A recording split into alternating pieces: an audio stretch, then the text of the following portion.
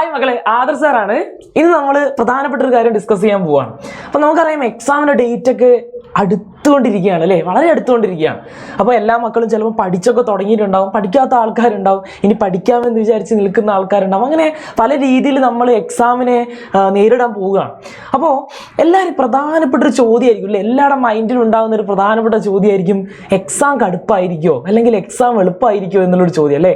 അപ്പോൾ നമ്മളെല്ലാവരും ആഗ്രഹിക്കുക എന്താണ്, എക്സാം എളുപ്പമാവണം എന്ന് തന്നെയാണ് നമ്മൾ ആഗ്രഹിക്കുക അല്ലേ. അപ്പോൾ ഇവിടുത്തെ ഒരു പ്രധാനപ്പെട്ട പ്രശ്നം എന്ന് പറഞ്ഞാൽ നമ്മുടെ എക്സാം കടുപ്പമായി കഴിഞ്ഞാൽ നമ്മൾ എന്താ ചെയ്യുക, അഥവാ നല്ല കടുപ്പാണെങ്കിലോ നമുക്ക് പ്രയാസമുള്ള ചോദ്യങ്ങളാണെങ്കിലോ വരുന്നത് എന്നുള്ളതായിരിക്കും നമ്മുടെ ഒരു പ്രധാനപ്പെട്ട ഒരു പേടി എന്ന് പറയുന്നത്. പക്ഷേ അതിന് വേണ്ടിയിട്ടുള്ള കറക്റ്റായിട്ടുള്ള ഉത്തരം പറയാൻ വേണ്ടിയിട്ടാണ് ഞാൻ അവിടെ വന്നിട്ടുള്ളത്. നമുക്ക് കുറച്ച് കാര്യങ്ങൾ എന്ത് ചെയ്യാം, വേഗത്തിൽ ഒന്ന് ഡിസ്കസ് ചെയ്യാം. നിങ്ങളുടെ സോഷ്യൽ സയൻസുമായി ബന്ധപ്പെട്ടാണ് നമ്മൾ ഇന്ന് ചർച്ച ചെയ്യാൻ പോകുന്നത്. അപ്പോൾ ആദ്യം തന്നെ നമുക്കറിയാം സോഷ്യൽ സയൻസ് എന്ന് പറയുമ്പോൾ നിങ്ങൾക്കറിയാം 40 മാർക്കിനാണ് ചോദ്യം ഉണ്ടാവുക അല്ലേ. നമുക്ക് സോഷ്യൽ സയൻസ് എടുത്തു നോക്കുകയാണെങ്കിൽ 40 മാർക്കിന് ചോദ്യം നമുക്ക് കാണാൻ പറ്റും. അതേ സമയത്ത് മക്കൾക്ക് അറിയുന്നത് പോലെ തന്നെ ആക്ടിവിറ്റി ബേസ് ചെയ്തിട്ടുള്ള ക്വസ്റ്റ്യൻസ് ആണ് നമുക്ക് കാണാൻ പറ്റുക, പ്രവർത്തനങ്ങളാണ് കാണാൻ പറ്റുക. അപ്പോൾ ഓരോ ആക്ടിവിറ്റി ഉണ്ടാവും, അതിന് കുറേ ചോദ്യങ്ങൾ ഉണ്ടാവും, ഒരു ആക്ടിവിറ്റി ഉണ്ടാവും, അതിന് കുറേ ചോദ്യങ്ങൾ ഉണ്ടാവും. ആ രീതിയിലാണ് നമ്മുടെ എക്സാമിൻ്റെ പാറ്റേൺ ഉണ്ടാവുക. എന്നാൽ 7ാം ക്ലാസ് കഴിഞ്ഞ് അങ്ങനെയല്ല എന്നുള്ളത് നമുക്കറിയാം. 7ാം ക്ലാസ് വരെയാണ് നിങ്ങൾക്ക് ഈ രീതിയിൽ എക്സാമുകൾ ഉണ്ടാവുക. അപ്പോൾ ഈ പ്രവർത്തനങ്ങളുടെ ഒരു ഗുണം എന്താണെന്ന് വെച്ചാൽ അത് ആദ്യം നമുക്ക് പറയാം. ഇതിന് ഗുണം എന്താണെന്ന് വെച്ചാൽ അതിൽ തന്നെ കുറേ ചെറിയ ചെറിയ ക്വസ്റ്റ്യൻസുകളായിരിക്കും ഉണ്ടാവുക അല്ലേ. ചെറിയ ചോദ്യങ്ങൾ വെച്ചിട്ട് അതിനൊരു ഉത്തരം എഴുതുക എന്നുള്ളതായിരിക്കും. വലിയ വിശദീകരണങ്ങളൊന്നും എന്ത് ചെയ്യില്ല, നിങ്ങളോട് ചോദിക്കില്ല. അതൊരു നല്ല കാര്യമാണ്. അപ്പോൾ വളരെ ചെറിയ രീതിയിൽ നിങ്ങൾ എന്ത് ചെയ്യുന്നത്, കാര്യങ്ങൾ കണ്ടന്റ് പഠിച്ചാൽ തന്നെ നിങ്ങൾക്ക് എന്ത് ചെയ്യാൻ പറ്റും, നിങ്ങൾക്ക് നല്ല മാർക്ക് സ്കോർ ചെയ്യാൻ പറ്റും.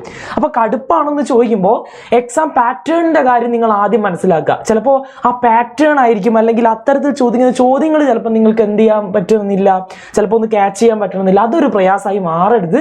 അതാണ് നിങ്ങൾ പഠിച്ചു വെക്കുക. എക്സാമിൻ്റെ പാറ്റേൺ ഇങ്ങനെയാണ്, ആക്ടിവിറ്റി ബേസ് ചെയ്തിട്ടാണ്, പ്രവർത്തനങ്ങളായിരിക്കും ഉണ്ടാവുക. അത് ഈ രീതിയിലാണ് ചോദിക്കുക. ഇങ്ങനെ ക്വസ്റ്റ്യൻസ് ചെറിയ ചെറിയ ക്വസ്റ്റ്യൻസ് ആയിട്ടായിരിക്കും ചോദിക്കുക എന്നുള്ളത് നിങ്ങൾ എന്ത് ചെയ്യുക, ആദ്യമേ മനസ്സിലാക്കി വെക്കുക. അതൊരു പ്രയാസമായിട്ട് പിന്നീട് സബ്ജക്റ്റിലേക്ക് വരുമ്പോൾ മാറരുത്. അതും കൂടെ പ്രയാസമായി കഴിഞ്ഞാൽ എക്സാം എഴുതാൻ വല്ലാത്ത രീതിയിൽ ബുദ്ധിമുട്ട്. അതുകൊണ്ടാണ് എക്സാമിൻ്റെ പാറ്റേണും കാര്യങ്ങളൊക്കെ നിങ്ങൾ ആദ്യം മനസ്സിലാക്കി വെക്കുക. അപ്പോൾ നമുക്ക് ആ ഭാഗം എന്ത് ചെയ്തു, നമ്മൾ ക്ലിയർ ചെയ്ത് കഴിഞ്ഞു. ഇനി ഏറ്റവും പ്രധാനപ്പെട്ട ഭാഗം എന്ന് പറയുന്നത്, മാർക്ക് കിട്ടാനുള്ള ഏറ്റവും പ്രധാനപ്പെട്ട ഭാഗം എന്ന് പറയുന്നത് നമ്മുടെ സബ്ജക്റ്റ് തന്നെയാണ് അല്ലേ. അപ്പോൾ സോഷ്യൽ സയൻസിന്റെ കേസ് എടുത്തു നോക്കിയാൽ നിങ്ങൾക്കറിയാം നമുക്ക് ഏകദേശം 4 ചാപ്റ്ററുകളാണ് പ്രധാനമായിട്ടും നമുക്ക് ചോദിക്കുന്നത്. 4 ചാപ്റ്ററുകളായിരിക്കും ഏറ്റവും പ്രധാനമായിട്ടും ഈ എക്സാമിന് ചോദിക്കുന്നുണ്ടാവുക. അതിൽ ഒന്നാമത്തെ ചാപ്റ്റർ എന്ന് പറയുമ്പോൾ മിഡീവൽ ഇന്ത്യ എന്ന് പറഞ്ഞുള്ള മധ്യകാല ഇന്ത്യ എന്ന് പറഞ്ഞൊരു ചാപ്റ്ററാണ് അല്ലേ. എല്ലാവർക്കും ആദ്യം തന്നെ നിങ്ങൾ ഏകദേശം ക്ലാസ്സുകളൊക്കെ കഴിഞ്ഞിട്ടുണ്ടാവും, ക്ലാസ്സുകളൊക്കെ കണ്ടിട്ടുണ്ടാവും, നിങ്ങൾ കുറേ അതിലേക്ക് എൻ്റർ ചെയ്തിട്ടുണ്ടാവും, നിങ്ങൾ കടന്നിട്ടുണ്ടാവും. അപ്പോൾ എന്താണ് മധ്യകാല ഇന്ത്യ എന്നൊക്കെയുള്ള കാര്യം നമുക്ക് എന്ത് ചെയ്യാം, നമുക്കൊന്ന് വേഗം നോക്കട്ടോ, ഒറ്റ മിനിറ്റ്. അതിനു മുമ്പേ നമുക്ക് എല്ലാ ചാപ്റ്ററുകളും നോക്കി തരണം. അപ്പോൾ ആദ്യം മധ്യകാല ഇന്ത്യ അല്ലെങ്കിൽ മിഡീവൽ ഇന്ത്യ എന്ന് പറഞ്ഞൊരു ചാപ്റ്ററാണ് നമുക്ക് ആദ്യം പഠിക്കാനുള്ളത്. രണ്ടാമതായിട്ട് അതിൻ്റെ അടുത്തൊരു ഭാഗം എന്ന നിലയിൽ, അല്ലെങ്കിൽ അത് കഴിഞ്ഞിട്ട് അടുത്ത നമ്മുടെ ഇന്ത്യയിൽ ചരിത്രത്തിൽ എന്താ നടന്നത്, ഹിസ്റ്ററിയിൽ എന്താ നടന്നത് എന്നുള്ള അടുത്തൊരു ഭാഗമായിട്ട് നമുക്ക് എന്ത് പഠിക്കാനുണ്ട്, നമ്മുടെ മിഡീവൽ ഇന്ത്യയുടെ കൾച്ചറൽ മൂവ്മെന്റിനെ കുറിച്ച് പഠിക്കുന്നുണ്ട്. അവിടെ പ്രധാനമായിട്ടും മധ്യകാല ഇന്ത്യയിലെ സാംസ്കാരിക പ്രസ്ഥാനങ്ങൾ എന്ന് പറയുമ്പോൾ അവിടെ കുറേ കാര്യങ്ങൾ വരുന്നുണ്ട്. പക്ഷേ ഞാൻ പറഞ്ഞല്ലോ, നമ്മൾക്ക് ആക്ടിവിറ്റി ബേസ് ചെയ്തിട്ടാണ് ക്വസ്റ്റ്യൻ വരിക എന്നുള്ളത് കൊണ്ട് തന്നെ അതിലെ കണ്ടന്റാണ് ഏറ്റവും കൂടുതൽ. ലൈൻ ബൈ ലൈൻ കണ്ടന്റുകൾ നമ്മൾ എന്ത് ചെയ്യണം, പഠിച്ചു വെക്കണമെന്നുണ്ട്. കാരണം അത്തരത്തിൽ കുറേയധികം കണ്ടന്റ് ഓറിയന്റഡ് ആയിട്ടുള്ള ടെക്സ്റ്റ് ബുക്കാണ് നമുക്ക് 7ാം ക്ലാസ്സിൽ കാണാൻ പറ്റുക. അപ്പോൾ ആ രീതിയിൽ അത് പഠിക്കണം എന്നുള്ളതാണ്. ഇനി മൂന്നാമത്തെ മേഖലയിലേക്ക് പോയി കഴിഞ്ഞാൽ നമുക്ക് അവിടെ കാണാൻ പറ്റുക എന്താ, കോൺസ്റ്റിറ്റ്യൂഷൻ ആണല്ലേ, ഭരണഘടനയാണ് പഠിക്കാനുള്ളത് അവിടെ അല്ലേ. Constitution path and guiding light എന്ന് പറഞ്ഞൊരു ചാപ്റ്ററാണ്. ഭരണഘടന വഴിയും വഴികാട്ടിയും എന്ന് പറഞ്ഞൊരു ചാപ്റ്ററാണ്. അതായത് പൊളിറ്റിക്കൽ സയൻസിന്റെ ഭാഗത്ത് വരുന്ന അല്ലെങ്കിൽ ഭരണഘടനയുമായി ബന്ധപ്പെട്ട ഒരു പ്രധാനപ്പെട്ട ഒരു ചാപ്റ്ററാണ്. അവിടെ നിയമങ്ങളെ കുറിച്ചൊക്കെ നമ്മൾ എന്ത് ചെയ്യുന്നുണ്ട്, അവിടെ പഠിക്കുന്നുണ്ട്. പിന്നെ ഏറ്റവും ലാസ്റ്റ് വരുന്ന ഒരു ചാപ്റ്റർ എന്ന് പറഞ്ഞാൽ, 4ാമത്തെ ഒരു ചാപ്റ്റർ എന്ന് പറഞ്ഞാൽ ഫ്രം ഇൻജസ്റ്റിസ് ടു ജസ്റ്റിസ് എന്ന് പറഞ്ഞൊരു ചാപ്റ്ററാണ്. നീതിയിൽ നിന്ന് നീതിയിലേക്ക് എന്ന് പറഞ്ഞൊരു ചാപ്റ്ററാണ്. ഇങ്ങനെ 4 ചാപ്റ്ററുകളാണ് മക്കൾക്ക് 7ാം ക്ലാസ്സിൽ ഓണം എക്സാമിന് വേണ്ടി നിങ്ങൾ ഏറ്റവും കൂടുതൽ ശ്രദ്ധ കൊടുത്ത് ഫോക്കസ് കൊടുത്ത് പഠിക്കേണ്ട ഒരു ചാപ്റ്ററുകൾ. അതിൽ തന്നെ ആദ്യത്തെ 2 ചാപ്റ്ററുകൾ വളരെ ഇമ്പോർട്ടൻ്റ് ആണ്. അതായത് ആദ്യത്തെ 2 ചാപ്റ്ററുകളും ഭരണഘടനയുടെ ചാപ്റ്ററിൽ നിന്ന് ധാരാളമായിട്ട് എന്ത് ചോദിക്കാറുണ്ട്, ചോദ്യങ്ങൾ ചോദിക്കാറുണ്ട്. അപ്പം നമുക്ക് ഓരോന്നായിട്ട് നോക്കുകയാണെങ്കിൽ ഇപ്പം മക്കൾക്ക് പഠിക്കാൻ വളരെ എളുപ്പത്തിൽ എന്തൊക്കെയാണ് അതിൽ പഠിക്കാനുള്ളത്. അപ്പോൾ നമുക്ക് കുറച്ചുകൂടി എളുപ്പം, നമുക്ക് എക്സാം കടുപ്പാക്കണം നമുക്കൊരു ആഗ്രഹമില്ല അല്ലേ. മക്കൾക്ക് ആർക്കും എന്തില്ല, ഇങ്ങനെ ഒരു എക്സാം കടുപ്പാക്കണം എന്നൊരു ആഗ്രഹമില്ല. അപ്പോൾ എങ്ങനെയാണ് നമ്മൾ ഇതൊക്കെ പഠിക്കേണ്ടത് എന്നുള്ളതാണ് അടുത്തൊരു സെക്ഷനിൽ നമ്മൾ പറയാൻ പോകുന്നത്. എന്തൊക്കെ പഠിക്കണം, എങ്ങനെയാണ് നമ്മൾ ഓരോ ചാപ്റ്ററിലും നമ്മൾ എങ്ങനെയാണ് സമീപിക്കേണ്ടത് അല്ലേ, നമ്മൾ എങ്ങനെയാണ് ഓരോ ചാപ്റ്ററിനെയും കാണേണ്ടത് എന്നുള്ളതാണ് നമ്മൾ പറയാൻ പോകുന്നത്. അതിൽ ഒന്നാമതായിട്ട് നമ്മുടെ ഒന്നാമത്തെ ചാപ്റ്റർ ആയിട്ടുള്ള മീഡിയവൽ ഇന്ത്യ, മധ്യകാല ഇന്ത്യ എന്ന് പറഞ്ഞ ചാപ്റ്റർ.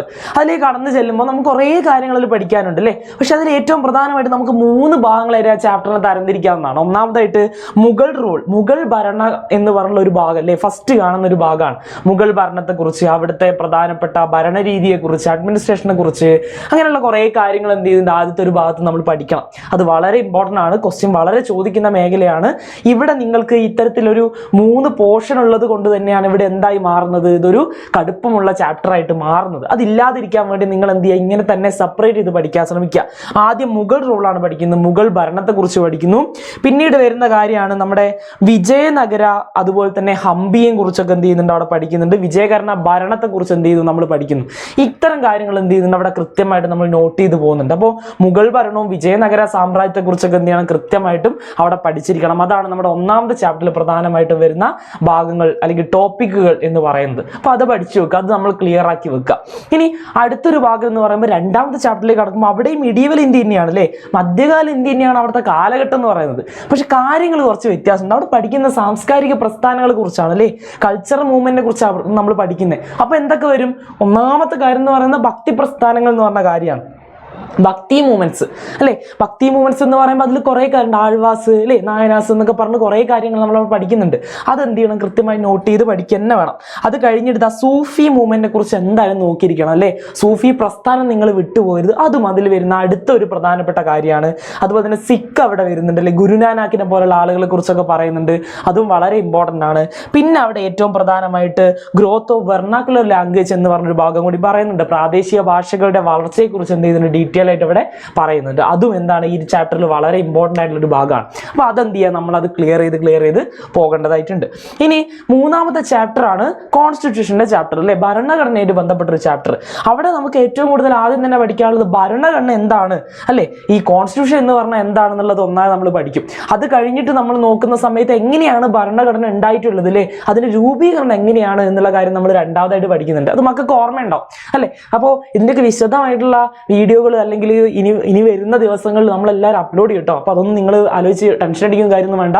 ഈ ഓരോ ചാപ്റ്ററിൻ്റെയും ആ ചാപ്റ്റർ ബേസ്ഡ് ആയിട്ടുള്ളതും അല്ലെങ്കിൽ വൺ ഷോട്ടുകളൊക്കെ നമ്മൾ എന്ത് ചെയ്യുന്നുണ്ട്, നമ്മളിനി പബ്ലിഷ് ചെയ്യാൻ പോകുന്നുണ്ട്. അപ്പോൾ അതിനൊക്കെ റെഡി ആയിട്ടിരിക്കുക, നിങ്ങൾ അതിലൊന്നും ഭയപ്പെടേണ്ട കാര്യമില്ല കേട്ടോ. അപ്പോൾ ഭരണഘടനയെക്കുറിച്ച് പഠിക്കുന്നു, അതിൻ്റെ നിർമ്മാണത്തെക്കുറിച്ച് പഠിക്കുന്നു, കോൺസ്റ്റിറ്റ്യൂഷൻ്റെ ഫംഗ്ഷനെ കുറിച്ച് പഠിക്കുന്നു, ഭരണഘടനയുടെ ചുമതലകൾ നമ്മൾ പഠിക്കുന്നുണ്ട്, ഓരോ ചുമതലകൾ പഠിക്കുന്നുണ്ട്. അത് കഴിഞ്ഞിട്ട് ഏറ്റവും പ്രധാനമായിട്ടുള്ള കാര്യങ്ങളാണ് നിയമങ്ങൾ നടപ്പിലാക്കുമ്പോഴുള്ള വെല്ലുവിളികൾ എന്തൊക്കെയാണെന്നുള്ള കാര്യങ്ങളൊക്കെ നമ്മൾ പഠിക്കുന്നത്. നിയമങ്ങളുണ്ടല്ലോ അല്ലെ, പലതരത്തിലുള്ള നിയമങ്ങൾ ഭരണഘടന മുന്നോട്ട് വെക്കുന്നുണ്ട്, ആക്ടുകൾ മുന്നോട്ട് വെക്കുന്നുണ്ട് അല്ലെ, ലോകൾ മുന്നോട്ട് വെക്കുന്നുണ്ട്. അതൊക്കെ നമ്മൾ എന്ത് ചെയ്യുന്നുണ്ട് അവിടെ പഠിക്കുന്നുണ്ട്. അതിന്റെ വെല്ലുവിളികൾ എന്തൊക്കെയാണ്, ആ നടപ്പിലാക്കുമ്പോൾ ഉണ്ടാകുന്ന പ്രശ്നങ്ങൾ എന്തൊക്കെയാണ്, പ്രോബ്ലം എന്തൊക്കെയാണ് എന്നുള്ള കാര്യങ്ങൾ നമ്മൾ അവിടെ കൃത്യമായിട്ടും ഡിസ്കസ് ചെയ്യുന്നുണ്ട്. ഇനി അവസാനത്തെ ചാപ്റ്റർ അല്ലേ, from injustice to the justice അല്ലെ, ടു ജസ്റ്റിസ് എന്ന് പറഞ്ഞ ചാപ്റ്റർ, അനീതിയിൽ നിന്നും നീതിയിലേക്ക് എന്ന് പറഞ്ഞുള്ള ഒരു ചാപ്റ്റർ വളരെ ഇമ്പോർട്ടൻ്റ് ആയുള്ള ചാപ്റ്ററാണ്. അതായത് അവിടെ നിങ്ങൾ നോക്കുകയാണെങ്കിൽ നിങ്ങൾക്ക് കാണാൻ പറ്റും, ആദ്യം തന്നെ നമ്മൾ പഠിക്കുന്നത് പാർശ്വവൽക്കരണം, മാർജിനൈസേഷൻ എന്ന് പറഞ്ഞൊരു ടോപ്പിക്കാണ്. അതായത് ഇവിടെ നരികവൽക്കരിക്കപ്പെട്ട ആൾക്കാരുണ്ട് അല്ലെ, മാർജിനൈസേഷൻ സംഭവിച്ചിട്ടുള്ള ആൾക്കാരുണ്ട്, നമ്മൾ മാറ്റി നിർത്തപ്പെട്ട ആൾക്കാരുണ്ട് അല്ലെ, അവരെ കുറിച്ചാണ് ഈ ചാപ്റ്ററുകൾ ഉള്ളത്. അതായത് ജാതി അടിസ്ഥാനത്തിൽ അല്ലെ, മതത്തിന്റെ അടിസ്ഥാനത്തിൽ, അതുപോലെ തന്നെ വർഗത്തിന്റെ അടിസ്ഥാനത്തിൽ, ജെൻഡറിന്റെ അടിസ്ഥാനത്തിൽ, അങ്ങനെ എന്ത് ചെയ്തിട്ടുണ്ട്, നമ്മൾ കുറെ ആളുകളെ മനഃപൂർവ്വം നമ്മൾ മാറ്റി നിർത്തപ്പെട്ടിട്ടുണ്ട്. ശരിക്കും അങ്ങനെ ചെയ്യാവോ? ഇല്ല, ഒരിക്കലും ചെയ്യരുത് എന്നുള്ള കാര്യമാണ് ഈ ചാപ്റ്റർ നമുക്ക് പഠിപ്പിച്ചു തരുന്നത്. അപ്പോൾ അവിടെ തന്നെ ഭരണഘടനയെ കുറിച്ച് കൃത്യമായിട്ട് പറയുന്നുണ്ട്. ഭരണഘടനയിൽ അതിനുള്ള ഡിസ്ക്രിമിനേഷൻ തടയാൻ വേണ്ടിയിട്ട്, ഇത്തരത്തിലുള്ള വിവേചനങ്ങൾ തടയാൻ വേണ്ടിയിട്ടുള്ള ഓരോ ആക്ടുകൾ, ലോകളെ കുറിച്ച് പറയുന്നുണ്ട്. അതിൽ തന്നെ ഏറ്റവും പ്രധാനപ്പെട്ട 2 ലോയാണ് 14ഉം 15ഉം അല്ലെ, 40യും 50, ആക്ട് 40, അതുപോലെ തന്നെ ഭരണഘടന ഏറ്റവും പ്രധാനപ്പെട്ട 15, ആർട്ടിക്കിൾ 15. ഇത് രണ്ടും എന്താണ്, വളരെ പ്രധാനപ്പെട്ട 2 നിയമങ്ങളാണ് അല്ലെ, ആക്ടുകളാണ്. അത് കൃത്യമായിട്ട് മനസ്സിലാക്കുക. പിന്നെ അവിടെ ഏറ്റവും പ്രധാനമായിട്ട് പറയുന്ന ഒരു കാര്യമാണ് നവോത്ഥാന നായകന്മാരെ കുറിച്ച് പേരുകൾ മെൻഷൻ ചെയ്യുന്നുണ്ട്. ശ്രീനാരായണ ഗുരു പോലെയുള്ള, അയ്യങ്കാളിനെ പോലെയുള്ള, ചട്ടമ്പിസ്വാമികളെ പോലെയുള്ള, അങ്ങനെ കുറേ ആളുകളെ കുറിച്ച് അവിടെ നിന്ന് കൃത്യമായിട്ട് മെൻഷൻ ചെയ്യുന്നുണ്ട്. അതും നിങ്ങൾ കൃത്യമായിട്ട് നോട്ട് ചെയ്ത് പഠിക്കേണ്ടതുണ്ട്. കാരണം ഈ പറയുന്ന ആക്ടിവിറ്റികളിൽ അത്തരത്തിലുള്ള ചോദ്യങ്ങൾ നിങ്ങൾ കാണാൻ പോകുന്നുണ്ട്. അപ്പോൾ അതൊക്കെ കൃത്യമായിട്ട് പഠിച്ചു കഴിഞ്ഞാൽ ഈ എക്സാം എന്ത് ചെയ്യില്ല, നിങ്ങൾക്ക് ഒരിക്കലും ടഫായിട്ട് മാറില്ല എന്നുള്ളതാണ്, കടുപ്പമായിട്ടുള്ള ഒരു എക്സാം മാറില്ല എന്നുള്ളതാണ്. ഇനിയും കുറേ പ്രശ്നങ്ങളൊക്കെ നിങ്ങൾക്ക് ഉണ്ട്, പഠിക്കാൻ വലിയ ബുദ്ധിമുട്ടോ കാര്യങ്ങളൊക്കെ ഉണ്ടെങ്കിൽ എന്ത് ചെയ്യണം, നമ്മുടെ കോഴ്സ് ഉണ്ട്, നമ്മുടെ ബാച്ച് ഉണ്ട്, അതിലേക്ക് നിങ്ങൾക്ക് ജോയിൻ ചെയ്യാം. അപ്പം കുറേ മക്കളൊക്കെ എന്ത് ചെയ്തിട്ടുണ്ട്, ജോയിൻ ചെയ്ത് തുടങ്ങിയിട്ടുണ്ട്. അപ്പം ബാച്ചിൻ്റെ കാര്യം മറന്നുകൊണ്ടാ, FMS ബാച്ചാണ് നമ്മുടേത്, FMS. അതിൽ തന്നെ ബേസ് ബാച്ച് ഉണ്ട്, പ്രീമിയം ബാച്ച് ഉണ്ട്, അതുപോലെ തന്നെ പ്രീമിയം പ്രോ ബാച്ച് ഉണ്ട്. അപ്പോൾ 3 തരത്തിലുള്ള ബാച്ചുകളാണ് നമ്മൾ എന്ത് ചെയ്യുന്നത്, നമ്മൾ മുന്നോട്ട് വെക്കുന്നത്. അതിൽ ആദ്യം ഈ ബേസ് ബാച്ച് എന്ന് പറയുമ്പോൾ 2500 രൂപയ്ക്കാണ് ഇപ്പോൾ ലഭിക്കുന്നത് കേട്ടോ. അപ്പോൾ അതിൽ തന്നെ നിങ്ങൾക്ക് ചാപ്റ്റർ വൈസ് റെക്കോർഡ് ക്ലാസ്സുകൾ, എക്സാം ബേസ്ഡ് ക്ലാസ്സുകൾ, വർക്ക് ഷീറ്റുകൾ, PDF നോട്ടുകൾ, കാര്യങ്ങളെല്ലാം നിങ്ങൾക്ക് അവിടെ ലഭിക്കുന്നുണ്ടാവും. അതേസമയം മെയിൻ ബാച്ച് എന്ന് പറയുമ്പോൾ കുറേ കാര്യങ്ങൾ കൂടി നിങ്ങൾക്ക് തരുന്നുണ്ട്, ഫീച്ചേഴ്സ് കുറേ കൂടി നിങ്ങൾക്ക് ഉണ്ടാവും. പഠിപ്പിക്കാൻ നിങ്ങൾക്ക് സുഖമായിട്ട് പഠിക്കാൻ നിങ്ങൾക്ക് കുറേ കൂടി സൗകര്യങ്ങൾ ആര് തരുന്നുണ്ട്, ഈ പ്രീമിയം ബാച്ചിൽ തരുന്നുണ്ട്. അതിന് വെറും 3999 രൂപ മാത്രമേ ഉള്ളൂ കേട്ടോ. ഒരു കൊല്ലത്തേക്കുള്ള ഫീസാണ്, നിങ്ങളുടെ ആലോചിക്കേണ്ട, ഒരു കൊല്ലത്തേക്കുള്ള ഫീസാണ്. അപ്പോൾ അതും കൂടെ നിങ്ങളൊന്ന് നോക്കുക. അപ്പോൾ അതിൽ കുറേ കാര്യങ്ങളുണ്ട്, ലൈവ് ക്ലാസ്സുകൾ വരും, റെക്കോർഡ് ക്ലാസ്സുകൾ വരും. നിങ്ങൾക്ക് അറിയാലോ നമ്മുടെ ആപ്പിൻ്റെ കാര്യം എന്ന് പറഞ്ഞാൽ എല്ലാം കൃത്യമായിട്ട് എന്ത് ചെയ്യുന്നുണ്ട്, ആപ്പിൽ കാര്യങ്ങളെല്ലാം പോകുന്നുണ്ട്. അപ്പോൾ നിങ്ങൾക്ക് പഠിക്കാൻ എന്തായിരിക്കും, വളരെ എളുപ്പമായിരിക്കും. ഇത്തരത്തിൽ വളരെ സിസ്റ്റമാറ്റിക് ആയിട്ട് നമുക്ക് എന്ത് ചെയ്യാൻ പറ്റും, കാര്യങ്ങളൊക്കെ പഠിക്കാൻ പറ്റുന്നതാണ്. അതുപോലെ തന്നെ 4 ഷെഡ്യൂൾഡ് പാരന്റ് മീറ്റിംഗ് ഉണ്ട്, 2 മോഡൽ ക്വസ്റ്റ്യൻ പേപ്പർ നിങ്ങൾക്ക് തരും, മന്ത്ലി എക്സാം ഉണ്ട്, ടെക്സ്റ്റ് ബുക്ക് ലൈൻ ബൈ ലൈനുകളുണ്ട്, പേഴ്സണൽ മെന്റർ സപ്പോർട്ട് ഉണ്ട്, മന്ത്ലി സ്റ്റഡി പ്ലാനുകളുണ്ട്. അങ്ങനെ നിരവധി ഫീച്ചേഴ്സ് എന്ത് ചെയ്യുന്നുണ്ട്, നമ്മുടെ ബാച്ചുകളിൽ വരുന്നുണ്ട്. അതുപോലെ തന്നെയാണ് നമ്മുടെ ഏറ്റവും പ്രധാനപ്പെട്ട ഒരു ബാച്ചാണ് FMS പ്രീമിയം പ്രോ ബാച്ച്. അവിടെ നിങ്ങൾക്ക് ഫീച്ചേഴ്സ് കുറേയധികം കാണാൻ പറ്റില്ലേ. അതായത് നിങ്ങളുടെ കൂടെ തന്നെ നിന്നുകൊണ്ട് നിങ്ങൾക്ക് എന്താ പറയുക, നിങ്ങൾ ഡൗട്ടൊക്കെ ഉണ്ട് നേരിട്ട് നമ്മളോട് തന്നെ ചോദ്യങ്ങൾ ചോദിച്ചുകൊണ്ട് നിങ്ങൾക്ക് എന്ത് ചെയ്യാൻ പറ്റും, പഠിക്കാൻ പറ്റുന്നുള്ളതാണ്. അവിടെ 2 മോഡൽ ക്വസ്റ്റ്യൻ പേപ്പർ അടക്കം, പേഴ്സണൽ മെന്റർ സപ്പോർട്ട് അടക്കം എന്ത് ചെയ്യുന്നുണ്ട്, അവിടെ തരുന്നുണ്ട്. ചാറ്റ് വിത്ത് ഫാക്കൽറ്റീസ് അല്ലേ, ഫാക്കൽറ്റീസ് നേരിട്ട് നിങ്ങൾക്ക് എന്ത് ചെയ്യാൻ പറ്റും, ചാറ്റ് ചെയ്യാൻ പറ്റും. അതൊക്കെ ഒരു സൗകര്യമുള്ള കാര്യമാണ്. അങ്ങനെയുള്ള കുറേ കാര്യങ്ങൾ അവിടെ എന്ത് ചെയ്യുന്നുണ്ട്, ഫീച്ചേഴ്സ് ആയിട്ട് വരുന്നുണ്ട്. അപ്പം നിങ്ങൾക്ക് താല്പര്യമുണ്ട്, ഉറപ്പായിട്ട് ഇതിൽ ഏതെങ്കിലും ബാച്ചിൽ നിങ്ങൾക്ക് താല്പര്യമുണ്ട്, താഴെ കാണുന്ന 7902 എന്ന് പറഞ്ഞ നമ്പറിൽ നിങ്ങൾക്ക് എന്ത് ചെയ്യാം, കോൺടാക്ട് ചെയ്യാം. ഇനി എൻ്റെ പേര് പറഞ്ഞാൽ ആദർശ് കേട്ടൻ എന്ന് പറഞ്ഞിട്ടുള്ള അല്ലേ, ഈ ഒരു ടേം നിങ്ങൾ പറഞ്ഞു കഴിഞ്ഞാൽ, അല്ലെങ്കിൽ ഈ ഒരു വേർഡ് നിങ്ങൾ അവരെ ബന്ധപ്പെടുമ്പോൾ നിങ്ങൾ പറഞ്ഞു കഴിഞ്ഞാൽ 5% ഡിസ്കൗണ്ട് നിങ്ങൾക്ക് കിട്ടുന്നതാണ് കേട്ടോ. ഓക്കെ, ADARSH കേട്ടൻ എന്ന് പറഞ്ഞിട്ടുള്ള ഈ ഒരു ഐഡിയും കൂടി നിങ്ങൾ പറഞ്ഞു കൊടുത്താൽ നിങ്ങൾക്ക് എന്ത് ചെയ്യാൻ പറ്റും, ഒരു ചെറിയൊരു ഒരു ഡിസ്കൗണ്ടും കൂടി നിങ്ങൾക്ക് ലഭിക്കുന്നതാണ്. അപ്പോൾ അത് നിങ്ങൾ എന്ത് ചെയ്യുക, മിസ്സാക്കാതിരിക്കുക. ഓക്കെ, അപ്പോൾ എക്സാമിന് വേണ്ടി അടിപൊളിയായിട്ട് പഠിക്കുക, ഞങ്ങൾ കൂടെ തന്നെ ഉണ്ട്. നമുക്ക് ഒരുമിച്ച് എന്ത് ചെയ്യാം, നമുക്ക് എല്ലാ കാര്യങ്ങളും പഠിച്ചെടുക്കാം. എക്സാം ഒന്നും കടുപ്പാവാതിരിക്കട്ടെ, നമുക്ക് അതിനുവേണ്ടി നമുക്ക് ഇപ്പോഴേ എന്ത് ചെയ്യാം, പ്രാക്ടീസ് ചെയ്ത് തുടങ്ങാം. ഓക്കെ, അപ്പോൾ വീണ്ടും കാണാം. വീണ്ടും കാണുന്നവരേക്കും ബൈ.